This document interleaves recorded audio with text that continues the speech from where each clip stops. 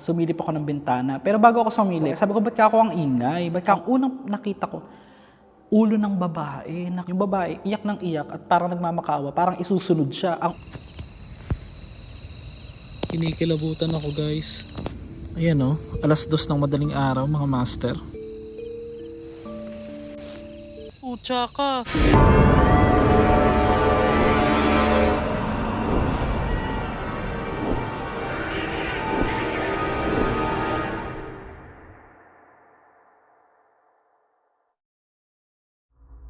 Welcome back again to my channel, mga master.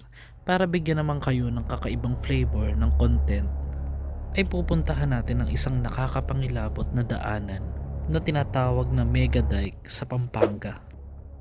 Napakaraming ang kababalaghan na nangyayari dito. Bukod sa madalas na pagkakaroon ng aksidente dito, maraming kababalaghan katulad ng pagsakay o pagsabay ng mga multo na sinasabi nga nilang white lady. Ang karamihang nararanasan ng mga dumadaan dito, pero napakabihirang daanan nito, lalo na pagkagat ng dilim. Pero bago natin puntahan ay pakinggan nyo muna ang aking nakakapangilabot na bangungot ditong mga nakaraang araw lang. Ako ay nagmukbang mag-isa dito sa isang lumang ospital na may morgue, at aabangan nyo rin ang aking vlog dito. Ang dalawang morgue dito at ang mga emergency room, at lalong lalo na ang abandonadong mental hospital, ay nagpaabot tayo ng 3:00 ng umagang mag-isa. Pero sa video ng i-upload natin ay wala mo ng exploration dito, kundi ng mga kwento na naranasan ko sa aking panaginip. At matapos naman ito ay pupuntahan na natin mismo at i-explore ang nakakapangilabot na Mega Dike.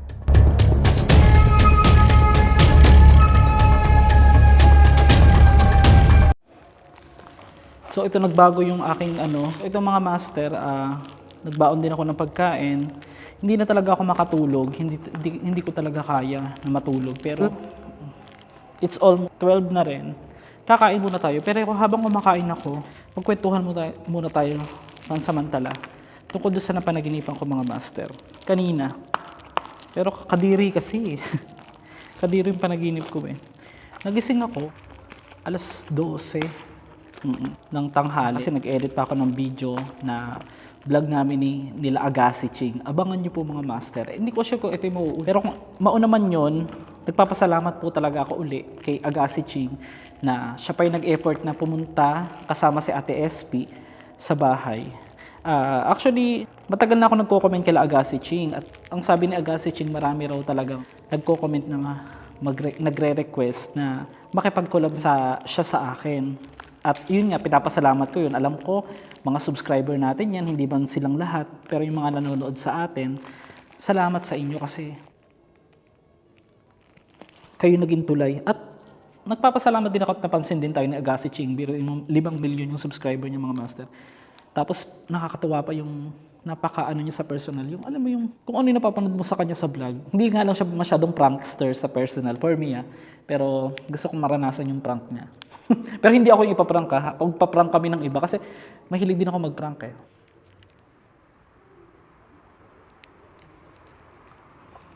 So yung kikwento ko lang sa inyo, guys, yung panaginip ko.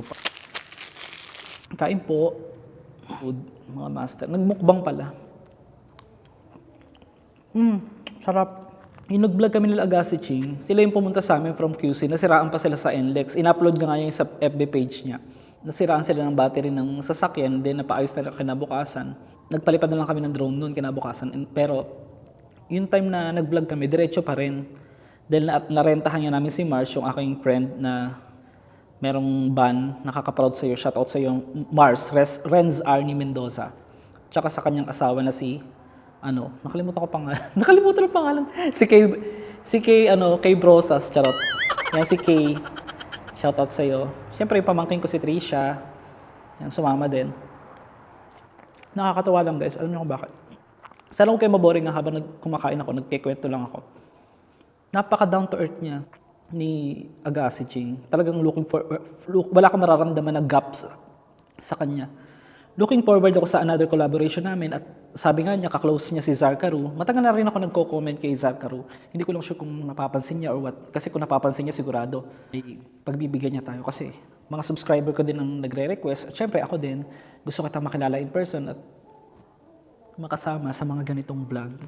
Mga master, kasi hindi ko na po talaga kaya ng mag-isa totally. Kinakatakutan ko, hindi na masyadong multo. Yung tao talaga. Ay, nagbaon pala ako ng itlog na pula. Wait lang.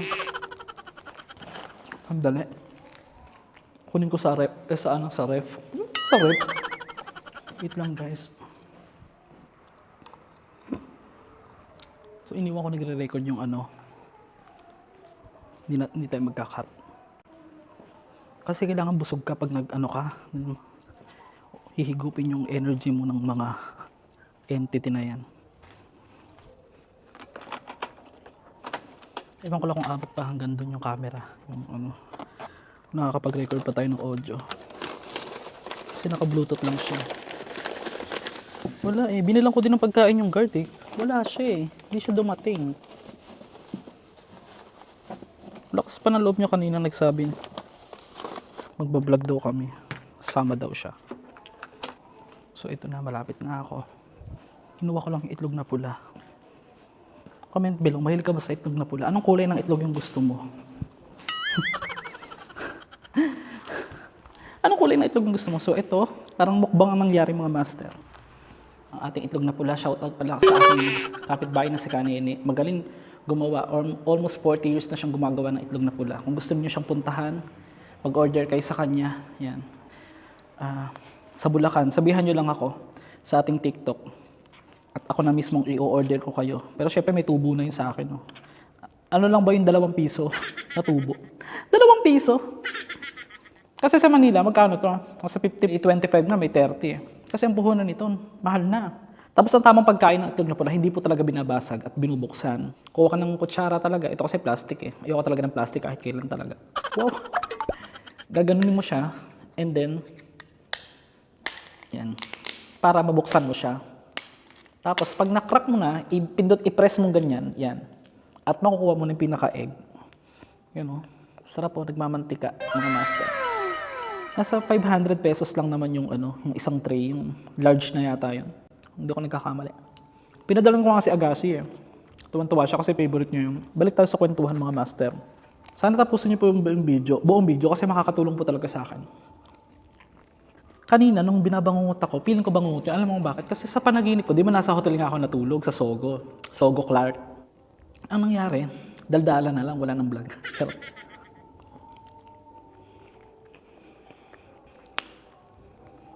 Sarap. Sarap talagang ito na. Lakas makagutom dito. Doon sa bangungot ko. Alam mo kung bakit bangungot? Kasi, nung time na nanaginip ako na natutulog daw ako pero nagising ako sa panaginip ko. Pero tulog pa ako noon in real time. May umiiyak na babae sa may baba ng bintana. Eh, syempre sa panaginip ko nasa hotel pa rin ako at nagising nga ako, sumilip ako ng bintana. Pero bago ako sumilip, nainis ako dun sa babae. Sabi ko, ba't ka ako ang ingay? Ba't ka ako iyak ng iyak? Tapos parang nagmamakaawa pa yung ibang mga kasama niya. May mga kasama siya, hindi ko masyadong matandaan. Pero maingay, may mga tricycle. Pero parang may nag-aaway ng mga tricycle driver. So sumilip ako. Pag silip ko dun sa tricycle driver, nakita ko mga master. Ang una kong nakita, yung tricycle driver na dun sa may ilalim ng tricycle niya, may napakalaking dugo or napakalaking, parang alam mo yung umaagos na. Yung parang as in, alam mo yung parang tumapo na pintura na kulay pula, parang ganon. So sa panaginip ko, may kulay. Di ba usually pag panaginip, hindi naman talaga kulay. Hindi ka masyado makakatanda ng kulay. Ito talaga tanda ko yung kulay. Kulay dugo talaga siya, kulay pula. Siyempre. At ang nakakapangilabot pa, kumakain ako guys, pero kaya ko naman. Yung babae, hindi ko matanda kung ano yung tinatawag niyang pangalan niya.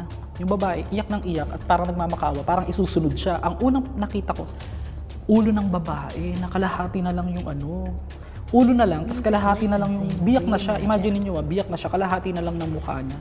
Yung makikita mo, pero patay na talaga, nakapikit na eh. Siyempre, patay, pinugutan ba naman eh. Pinugutan siya. Yun, tapos yun. Siguro, yung anghel ko pa rin, naniniwala kasi binabantayan ako ng anghel ko, mga master. Kasi lahat naman tao, pag may anghel naman talaga. Nagising ako, eksaktong 12 noon. Saktong-sakto talaga. Yun na, nakakarinig na ako ng ano. Dati natatakot ako pag nakakarinig ako ng ano ng hakbang. Ngayon na-excite ako sa pwedeng mangyari ngayong gabi. Artlist.io.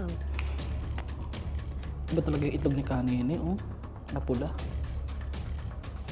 Makita. Sarap, kain. Ngayon, nagmamantika.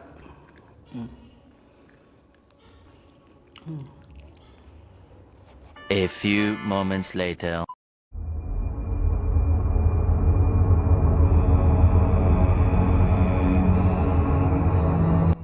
Ito po yung matatagpuan dito po sa part ng ng Pampanga, between Bacolor, Pampanga at papuntang Clark, at marami siyang ruta kung tutuusin. Pero ano ba yung nababalot na kwento rito?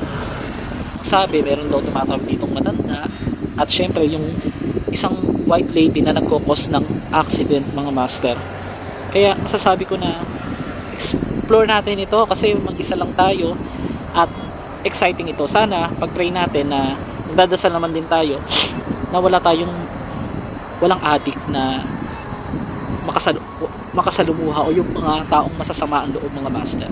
Hintayin lang natin totaling kumagat yung dilim at kainin na ang buong liwanag. Tapos dediretso na tayo dito maya-maya lamang. Isakto natin ang mga 12 na wala nang masyadong dumadaan dito. Kasi ito dinadaanan lang to ng mga tao ng medyo maaga pa. Hindi sila pumupunta rito ng sobrang hating gabi or what, kasi marami na talagang namatay din sa lugar na ito. Natatabunan po ng pagputok po ng mga pinatubo. Ito may parang boses tumawag. Ala, grabe, may tao ba naglalakad? Narinig nyo guys? Tumawag parang hey, parang ganun OMG, nadinig ko yun guys. Sino maglalakad dito? Gitnang highway ito. Teka, tignan natin baka may naglalakad. Sobrang kinilabutan niya ako nung narinig ko yung boses ng bata na napakalapit lang sa akin. Kaya sinubukan kong tignan kung may mga naglalakad ba sa gilid ng highway na ito. Pero naisip ko rin naman, wala namang maglalakad sa gitna o sa gilid ng highway na ito. Dahil highway nga siya at nasa pinakagitna nga ito ng daan na walang kabahay-bahay. Kaya ayan, tinignan ko, wala talaga akong nakita, mga master. Kaya ang plano ko, babalikan ko ng gabi uli mamaya dito at magpe-prepare lang ako, and then mag-i-investigate tayo dito gamit yung aking phone kung meron tayong madedetect or something. Pero sa tingin ko meron talaga tayong madedetect dito dahil maaga pa lang, alas 6 pa lang ng time na ito, ay talagang kinikilabutan na ako dahil nakaramdam nga ako at nakarinig nga ng parang bata sa aking gilid. Ang sabi nga nila, tuwing umaga kadalasan nakikita na lang na nasa ibaba na yan ang mga sasakyan na aksidente, at napakarami talaga na aksidente sa lugar nito. May mga time daw ng mga tricycle driver, yung mga nakamotor, mga kahit sinong dumadaan dyan. Kaya bihira talagang daanan yung pagkagabi. Nakakaramdam nga sila na bumibigat yung katawan nila na parang nakaangkas nga yung sinasabing multo o white lady. Pero mas kinikilabutan ako sa adik, hindi talaga sa multo. Pero mas nakakatakot nga yung narinig kong story. Ito kung nga sa matanda na nagpapakita sa pinakagitna ng highway na ito.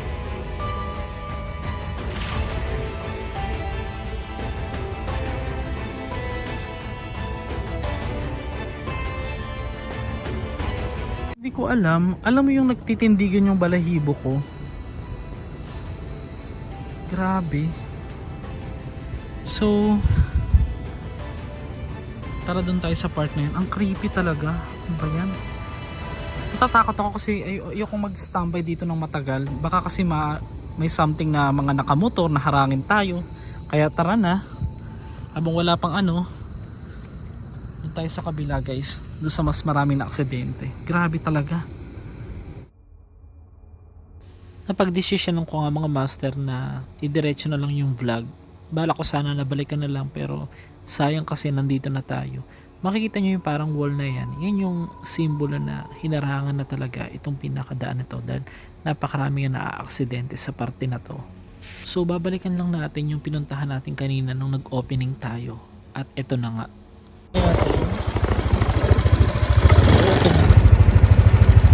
Ang creepy. So bakit may damit dyan? No? Iniisip ko kasi guys yung masasamang loob eh. Kaya hindi ko talaga pwede magtagal. Gusto ko mag paranormal investigation. Ito nga yun. Hindi ko mag-stay lang tayo saglit habang wala pa tayong nakikitang dadaan. Kasi din ako natatakot eh.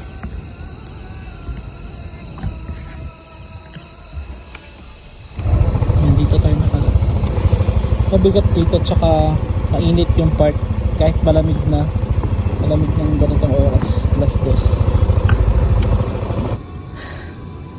Hindi ko sure kung gaano ako tatagal dito kasi ang iniisip ko yung baka may mga harang sa atin or what, may mga mag-trip. Pero ito mismo yan, ito yung maraming naa-aksidente nga rito sa part na ito na halos laging nangyayari yung mga aksidente. So ang oras natin ay alas 2 ng madaling araw. Habang papalapit ang alas 3 ay lalong bumibigat ang pakiramdam sa paligid. Pero naisip ko nga na wag na lang talagang magtagal. Pero gagamit tayo ng cellphone natin na mismong para pandetect ng something. So yung gagamitin ko ay ghost app na ginagamit ng karamihang mga ghost hunter sa Amerika. At ito ay talagang sensor na kung ano yung matapatan, tao lamang dapat ang magiging shape o yung figura ng matatapatan nito. Pero ang nakakapanghilabot dito, ito yung aking nakita.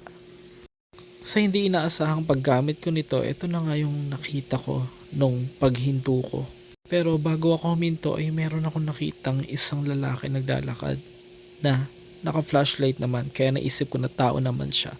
Ang creepy lang, ang lakas ng kanyang loob na mag-isa lang siyang nilalakad ang highway na ito na wala naman ako nakikita mga bahay. Pero siya, may flashlight lang siya at parang hawak na kahoy nung time na yan na nakita ko siya.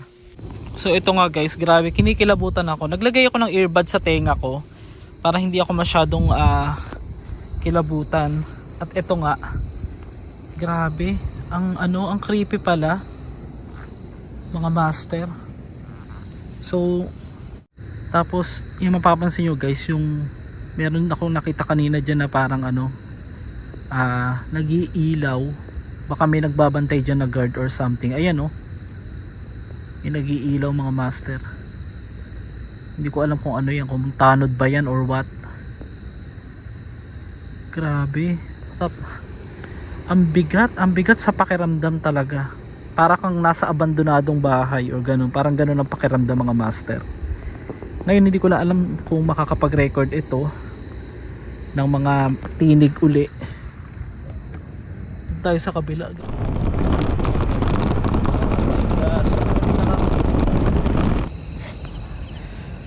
Hello Ghost Tube. Is there someone here?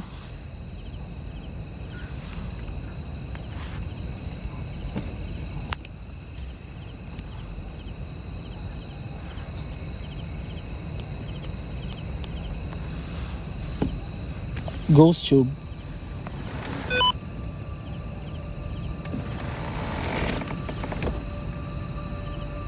OMG.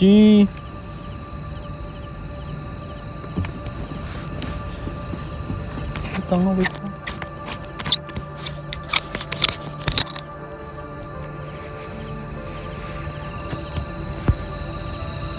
Kinikilabutan ako guys.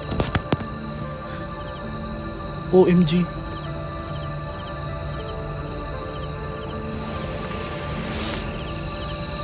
Ay putya ka. Kinabahan ako sa'yo. Bakit nandiyan? OMG guys. Ayan, parang nakaupo siya sa may